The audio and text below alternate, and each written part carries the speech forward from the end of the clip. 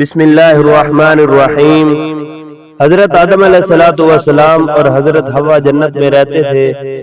اللہ رب العزت نے فرمایا کہ اے میرے آدم، یہ جنت ہے، آپ اس میں رہو، جو چاہو جہاں سے چاہو کھاؤ پیو اور موج کرو۔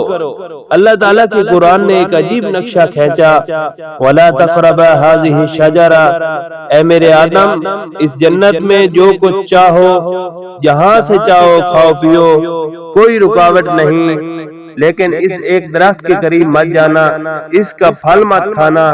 اللہ رب العزت نے شیطان کے وساوس اور اس کے مکر و فریب سے بھی منع فرمایا کہ اس کے جال میں مت آنا، کیونکہ وہ تیرا اور تیری آنے والی اولاد کا جو قیامت تک ہوگی اس کا کھلم کھلازلی دشمن ہوگا۔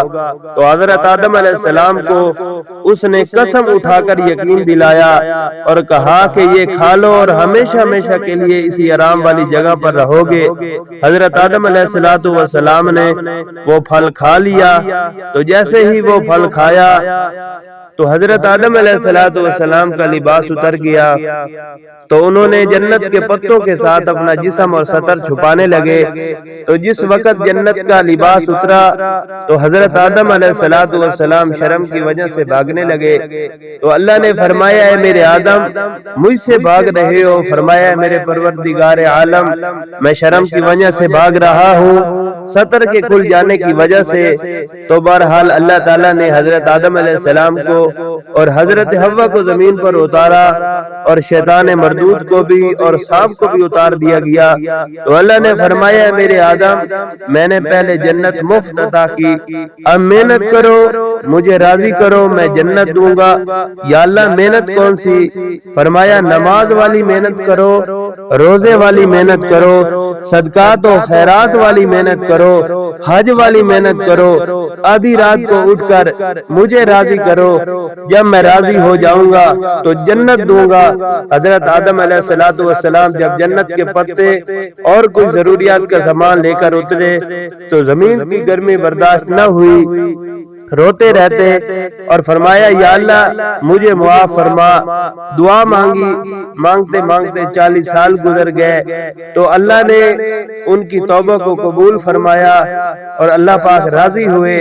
تو سب سے پہلے توبہ قبول ہونے پر جو 4 جانور پہنچے، جنہوں نے آ کر حضرت آدم علیہ السلام کو توبہ قبول ہونے پر مبارکباد دی، حضرت آدم علیہ السلام نے ان کو ایک ایک جنت کے درخت کا پتا کھلایا اور دعا دی کہ تمہارے پیچھے دنیا بھاگے گی۔ تو حضرت آدم علیہ السلام نے جن 4 جانوروں کو درخت کا پتا کھلایا، ان میں سے ایک کیڑا جس کو ریشم کا کیڑا کہتے ہیں، جس کے پیچھے دنیا بھاگتی ہے، تو اس نے آ کر حضرت آدم علیہ السلام کو توبہ قبول ہونے پر مبارکباد دی، جس کی وجہ سے حضرت آدم علیہ السلام نے اس کو درخت کا پتا کھلایا، تو اللہ نے اس کی وجہ سے اس میں ریشم پیدا کر دیا۔ نمبر 2، شہد کی مکھی جس کے لیے دنیا ترستی ہے، اس نے بھی آ کر حضرت آدم علیہ السلام کو توبہ قبول ہونے پر مبارکباد دی، تو حضرت آدم نے اس کو بھی پتا کھلایا، جس کی وجہ سے اللہ نے اس میں شہد کو پیدا کر دیا۔ نمبر 3، ہرن، اس نے بھی آ کر حضرت آدم علیہ السلام کو توبہ قبول ہونے پر مبارکباد دی، تو اس کو بھی حضرت آدم علیہ السلام نے درخت کا پتا کھلایا، جس کی برکت سے اللہ نے ہرن کے ناف میں کستوری کو پیدا کر دیا، جس کے لیے دنیا تڑپتی ہے۔ نمبر 4، برفانی چیتا، اس نے بھی آ کر حضرت آدم علیہ السلام کو مبارکباد دی، تو حضرت آدم علیہ السلام نے اس کو بھی درخت کا پتا کھلایا، تو اللہ نے اس کی برکت سے اس میں عنبر کو پیدا کر دیا، جس کے لیے دنیا بھاگتی ہے۔